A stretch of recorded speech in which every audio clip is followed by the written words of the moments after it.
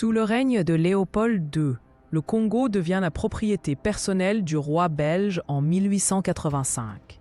Les soldats belges imposent un système de travail forcé extrêmement violent pour extraire le caoutchouc et l'ivoire. Les villages sont brûlés, les femmes violées et les hommes torturés s'ils résistent. Entre 1885 et 1908, ce régime cause la mort de 10 millions de Congolais. La force publique, armée coloniale, terrorise la population avec des fusils et des chicottes, fouets en peau d'hippopotame. Léopold II établit des quotas de production impossibles. Chaque village doit fournir 4 kg de caoutchouc sec par homme chaque 15 jours. Ceux qui échouent sont punis par la mutilation ou la mort. Des otages, souvent des femmes et enfants, sont capturés pour forcer les hommes à travailler. Les soldats doivent prouver chaque exécution en apportant une main droite coupée, créant un système où des mains innocentes sont collectées comme monnaie d'échange. Des villages entiers disparaissent. Lorsque les villages ne peuvent plus fournir d'hommes valides, les soldats s'en prennent aux enfants.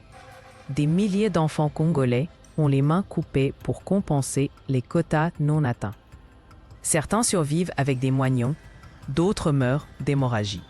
Des missionnaires rapportent avoir vu des enfants pleurer près des corps de leurs parents mutilés. Les mains coupées deviennent une monnaie macabre. Certaines sont fumées pour conservation, comme preuve pour les officiers belges. Face à cette terreur, les Congolais développent des tactiques de résistance subtiles. Ils sabotent discrètement la production de caoutchouc, fuient dans la forêt profonde ou cachent leurs enfants. Certains villages créent des systèmes d'alerte avec des tambours. Bien que la force publique réprime violemment toute résistance, ces actes préservent une lueur d'humanité.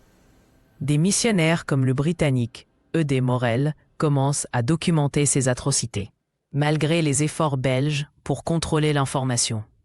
En 1904, le rapport Cassement expose les atrocités au monde.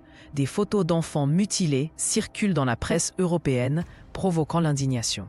Sous pression, Léopold II est forcé de transférer le Congo à l'État belge en 1908. Mais ni lui ni la Belgique ne sont véritablement punis. Aujourd'hui, des statues de Léopold II subsistent en Belgique et le pays n'a jamais présenté d'excuses officielles. Les mains coupées restent un symbole du colonialisme le plus brutal.